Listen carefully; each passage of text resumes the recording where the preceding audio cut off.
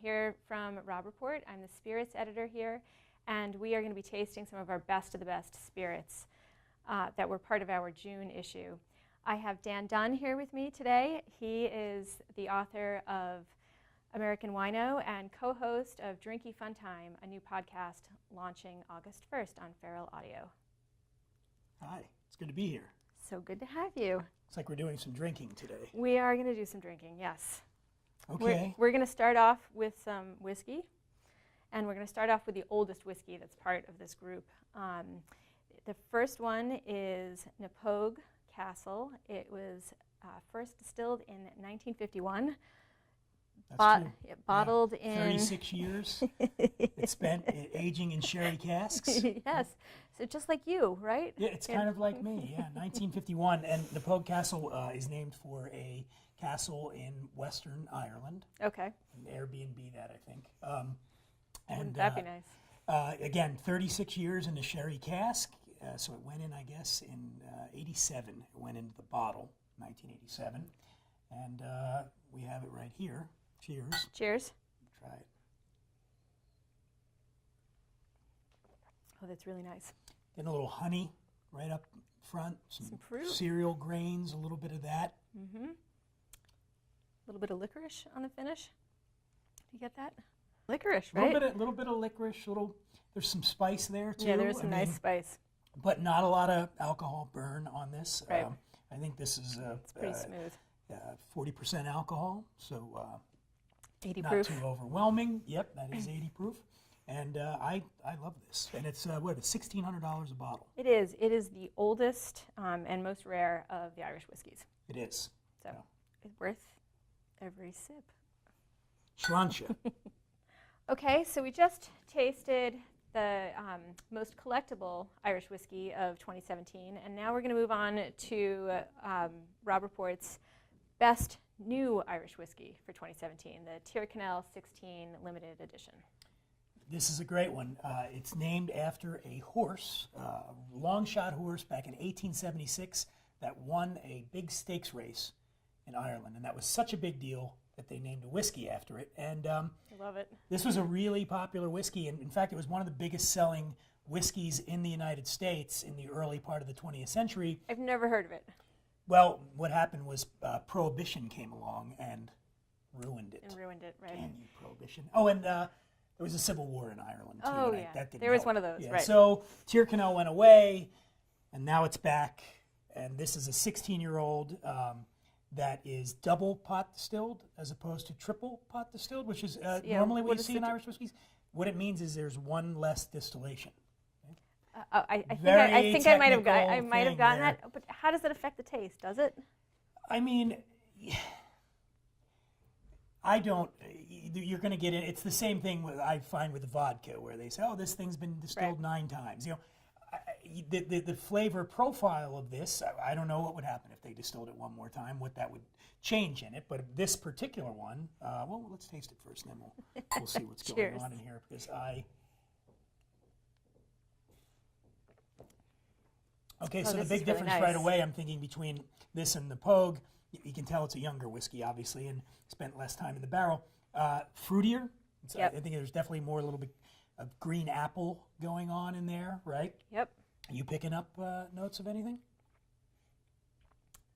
It's a little more of a burn, I'd say, with this one over the Oh, yeah? Pogue. You find that was a little smoother for you? A little smoother, one? Yes. What's the proof on this? Let's see. I'm going to guess it's 40%. Oh, no, this is... Yeah, I think this one's a little higher. All right, I can't see it either. It's right there. It's 46%. All right, so I was right. So it's this is higher proof. Yeah, 6% higher alcohol content, but I find it very smooth. It is. It's still smooth. Delicious. Lovely. And I mean, at $100 a bottle, this is a great bargain. Vanilla custard? I'm getting some vanilla, a little bit of that, little sweetness. On the nose.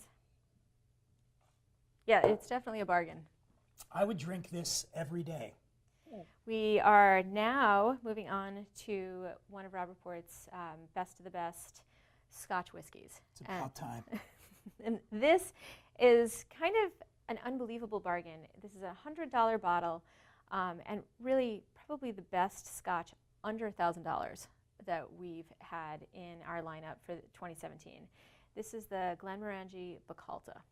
So the Glenmorangie, Dr. Bill Lumsden is the guy who makes it. He's a legend in the business, and anything he does, I'm drinking.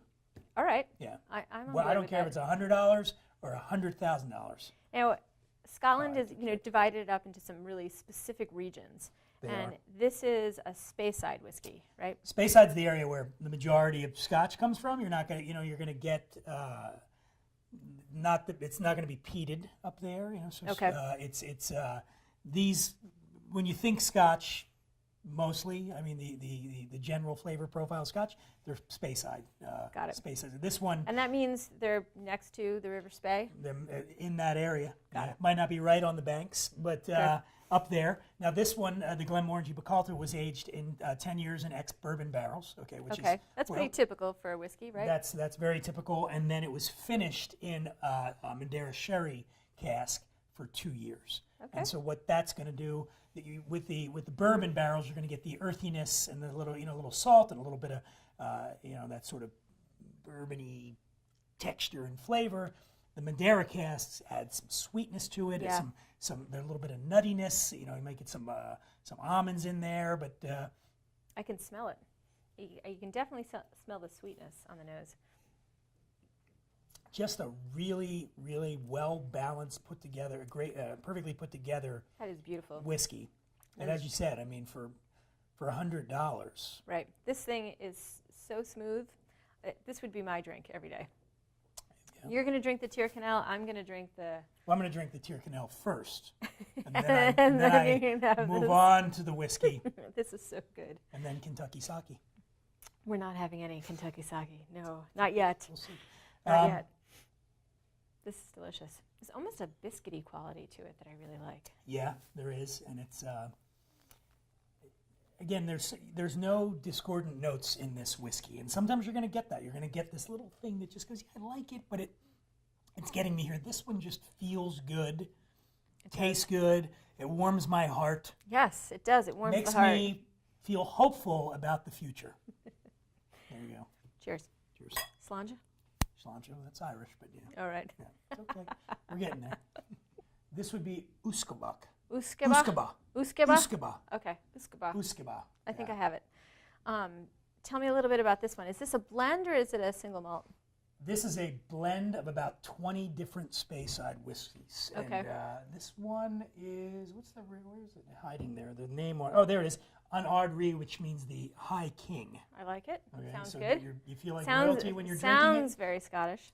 It's a blend, again, of 20 different whiskeys from Speyside. And you actually know some of these. Go ahead. Glengoyne is in there, Glengoyne, right? yeah. And the Craigalachy. See, I love. See, and this is just a beautiful. Not only the packaging, this cobalt bottle that we have here, but it's just a beautiful tasting whiskey. And can we try some of this right Yes. now?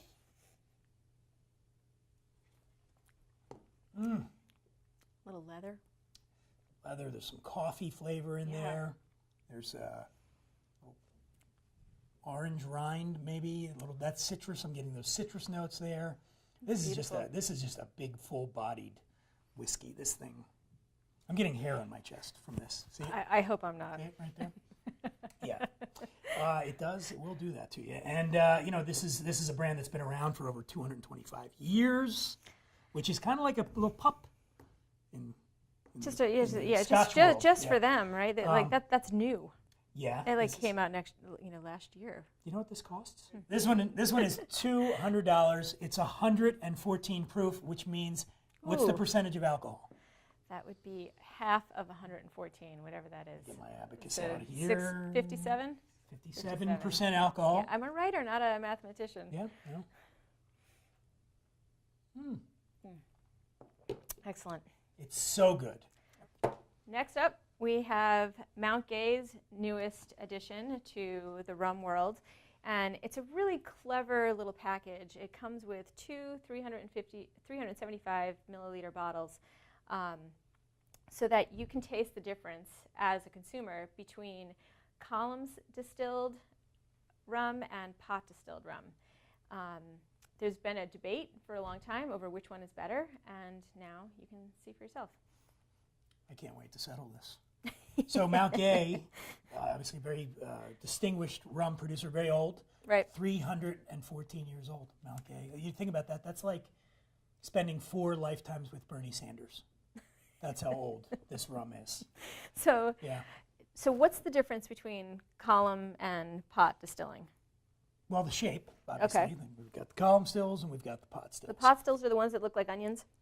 Pot stills are the ones that look like onions, yeah. Okay. So they, they do, and then it goes up, and the alcohol gets captured here and goes over and gets chilled on the other side, and then it becomes vapor, goes over here, liquid. You've got alcohol. Now, in terms of what it does for the taste, I think this column. Maybe I should taste it first. There we go. Oh, it smells great. I've had it before. It smells really caramelized, right? I love it. So this one is going to be a little bit sweeter. It is You're sweet. in the column still. You're going to be capturing a little bit more of the sugars. Okay. This is sweeter. I think a little bit lighter bodied than we're going to find with the pot stilled one. Okay. Creamy, right? You see how much the creamy texture of that. Yeah, like a dessert. Keep that in mind when you go to the next one. Okay. Delicious. Yeah, it is delicious. All right, so now this one, I don't even want anything with this. I mean, would you just drink this neat, or I'd have a steak, maybe some nachos. would you mix it with anything though? Well, here's the thing about that. This is a great sipping rum. Even with maybe put a little ice on the rocks. Yeah, but that would be nice. I could do this in a drink as well. I could do it.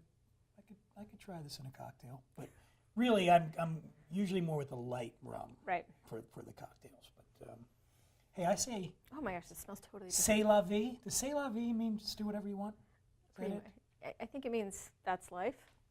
That's it. That's it. So right. really, have it any way you want to have it, but make the decision between, do you want the sweeter one or do you want this one, which is going to be a little bit spicier. It's got a little bit more oomph to it, I think. It smells totally different.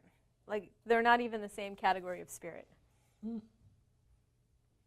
a little bit, there's some almonds there. So it feels like a little bit more untamed. Oh, it's definitely spicy. Wilder. It is Hey, definitely. It is. So you, like I said, you get both of these. They come together as a package, I think, which is really cool. It's and really again, cool. Just one of the. This is an iconic brand. Mount Gay is and I know in this day and age, it's really cool to be. Hey, we've got this new, small batch barrel rum that's made in some kid's garage in upstate New York. But really, there's something to be said about the old professionals. But there's a reason Mount Gay's been around for 314 years, and that's because they know how to make rum. They do, and but I like that they're not afraid to experiment a little bit and do something different.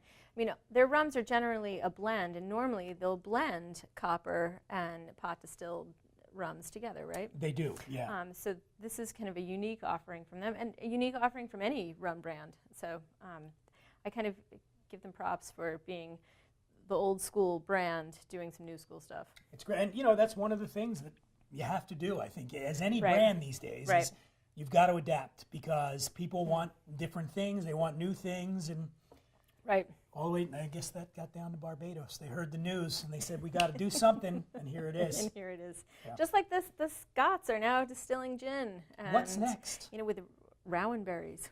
What's next? Who thought that would be in a gin? No. Certainly not the Dutch. No. Maybe some sake from Kentucky. Write that down, by the way. That'll That's a be good that, idea. yeah. Kentucky Kentucky sake. sake. I like it. Say that 3 times fast. Yes. All right. Cheers. Cheers. Our next bottle that we're drinking from is Casa Noble's Alta Bellezza, which means high beauty in Spanish. And this was Robb Report's best of the best tequila for 2017. It's an extra añejo, which means it was aged how many years? Well, okay. This particular one was aged 5 years. Okay. And but how it basically works is a Blanco or a Plata or Silver tequila is anything. Usually, it's not aged at all. Right. But up to 2 months. 2 months to a year is reposado, rested. A year to 3 years añejo, aged. Anything over 3 years is Extra añejo. anything over 7 years, you should be drinking Scotch, really, at that point. Well, I think that's what's so interesting about this. This is really meant to be a sipping tequila. So they're following the path of Scotch whiskey and making it something to sip. They're aging it. They're concerned with what kinds of barrels it's being aged in. I mean, this spent 5 years in barrels, but then it spent another 6 months, I think, being finished in Tocolon Cabernet Sauvignon barrels. Yeah, sherry cask for most of the life, and then Tocolon. So what's happened now when you put it?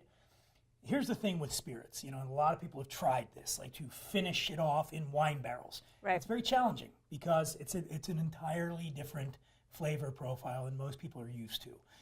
But in this case, I think it works. Now I'm getting that is so lovely. I'm getting some cinnamon there. I'm getting the fruit from the Cabernet Sauvignon barrels is coming through there, and you're getting this sort of rich texture. Rich, right? Because with añejo, spices. Yeah, tequila. You don't get some spices normally with tequila, right? But this one you're getting it, and it works. It really works here. Now I think if it would have spent much more time in the barrel, then it's just going to be it's going to be overly extracted, and it wouldn't work. But in this case, this is a very fine tequila. It is a fine tequila, and it's I'm surprised still at how much agave flavor is still there. I think a lot of people prefer the silver, the blancos, because they really love that agave flavor. Yeah. And sometimes that can get lost over time when it's being aged. But here, I think it's really well preserved. You're not making margaritas with this. You're definitely not making a cocktail. This is a sipping spirit, of course. And again, I normally fall into that group of people where if I'm going to drink tequila, I want a Blanco, I want a Reposado. Right. If I'm going to go older than that, I'm going to go with whiskey. Okay, that's my personal preference. But every once in a while, you come up against something like this that really remarkable holds its own against any great whiskeys. And as you said, that añejo characteristic is that's still shining through here. Right, which I think is a real testament to the brand and to the craftsmanship behind it. And this is a $1,200 bottle. I think you can get a shot at Senor Frogs for $10. Yeah. I don't think so. They're absolutely not carried there. On spring break? You sure? No. Next up, we have another Speyside whiskey, the part of our Best of the Best series this year. And this is Johnnie Walker's Blue Label Year of the Rooster whiskey. Which is 2017. 2017, I think that's coming right. up soon, right? It's happened. We're midway through right now. Yeah. But Johnnie Walker is obviously an iconic brand. They have long been recognized around the world, but also by British royalty. They hold a royal warrant. They're one of the very few that continue to have that. And it's a pretty special whiskey. Well, Johnnie Walker, of course, is the #1 selling whiskey in the world. They don't do single malts. They do blended whiskeys, and this is a blended whiskey. And, of course, Johnnie Walker Blue is their high end. That's their highest premium. End. Yeah, that's the stuff. So there are some really old whiskeys that are part of this blend, Absolutely, right? yeah. But they can't put an age designation on it because it's a blend. It's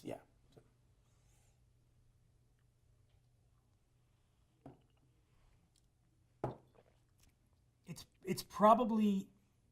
You can taste the layers. It's probably the most, and it's a word that gets thrown about often, but it's probably the most complex of these. Right.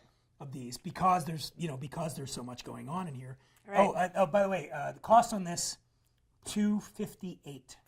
Which I have to say seems like a bargain. This is a pretty spectacular whiskey. Yeah, it really is, and a collectible. Looks great. What a great this is a collectible bottle. One of the things we didn't talk about much. When you're buying these things, there's also a value to how it looks behind your bar. You know? It's a good-looking bottle. Yeah, this would look good on any bar. And I don't know if you noticed, but these bottles, these limited edition bottles, they have the different depictions of the rooster and its meaning in the Chinese zodiac. So it's kind of nice. They pay attention to not just the front, but the other side. Next up, we are drinking a Scottish gin. This is Caroon. It launched this year, and it's pretty unusual to have a London dry style gin coming out of Scotland. Speyside area of Scotland, which is, you know, the hub of Scotch. The hub of whiskey, right? Yeah. But I think there's a gin craze happening in Scotland. It's kind of happening there. And, you know, gin, of course, being the first flavored vodka in the world. And it's true, right? And this particular one, Caroon, is flavored with, Caroon actually is the Gaelic word for the rowan berry, which is kind of a bitter berry. It's one of 5 wild foraged botanicals that's used to make this gin. It smells great.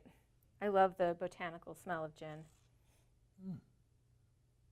And gin is the base of 2 of my favorite cocktails. One, the Negroni, right? Love the Negroni. Love the Negroni. But then I just had, I think, the best cocktail of the year in Edinburgh at the Devil's Advocate called the Buttoned Up. And it was gin with a mushroom and mint simple syrup. Sounds gross, I know, but it knocked it out of the park. One of the most unique drinks I've ever had. And instead of using ice for rocks, they used actual rocks from the garden. Actual rocks, okay. Which was really fun. And what else do they make with gin? I feel like there's a big one we're missing. Gin and tonic? There's that.